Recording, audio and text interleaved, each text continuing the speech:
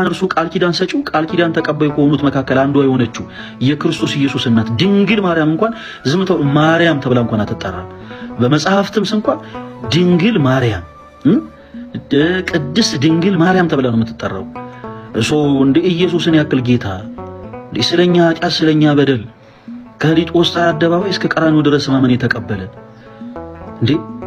በኃጢአት የተቆረ ይሄንን ወዛችንን ሊያበራ ከአይሁድ ምራቅ እንትፍ የተባለበት ጌታ ምራቅ እንትፍ ሲሉበት እንኳን ተጸይፎ ፊቱን ያላዞረ አምላክ ይሄን ያክል ኃያል የሆነ ጌታ አባ ሕርያቆስ በቅዳሴው በእኛ ዘንድ ትሑት ነው እርሱ ግን የሚፈራ ግሩም ነው ያለው ጌታ ክርስቶስ ኢየሱስ ስሙ ሲጠረጠር እንዴት ታዲያ ቀረ ይለንም? እኛ ኦፍ ኮርስ ቀረ ይለናል።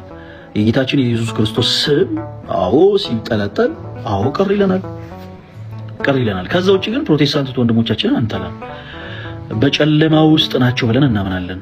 ፕሮቴስታንቲዝም በሰው ሰራሽ ትምህርት በጣም ቃል አይደለ እንዴት ነው መሰላችሁ በጣም የፈራረሰ ነው ብለን እናምናለን። በፕሮቴስታንቲዝም ውስጥ በጣም ብዙ እልፍ የሆኑ ሰው ሰራሽ ትምህርቶች አሉ ብለን እናምናለን። ፕሮቴስታንቶች ወንድሞቻችን ከዚህ ሰው ሰራሽ ትምህርት እንዲወጡ ነው የምንፈልገው። በየመንገዱ መጽሐፍ ይዘው ኢየሱስ ጌታ ነው የሚሏችሁ ሰዎች በአጠቃላይ መጽሐፍ ቅዱስን እንኳን ማን እንደሰጣቸው እንደማያውቁ ታውቃላችሁ? ታያብ ነው አይዲያ መጽሐፍ ቅዱስን ማን የሰጣቸው? መጽሐፍ ቅዱስ ስንት መጽሐፍ ነው? ምንም የሚያውቁት ነገር የለም። በቃ እንዲሁ አዋቂ ይመስላሉ። በየአደባባዩ ወጥተው ኢየሱስ እንዲህ ነው፣ ወንድሜ ኢየሱስን ተቀበል፣ ወንድሜ ኢየሱስን እንደግል አዳኝ እንትን በል፣ እህቴ ኢየሱስን ተቀበል ምናምን አይነት ስታፍ በጣም ያሰለቻል። ለማን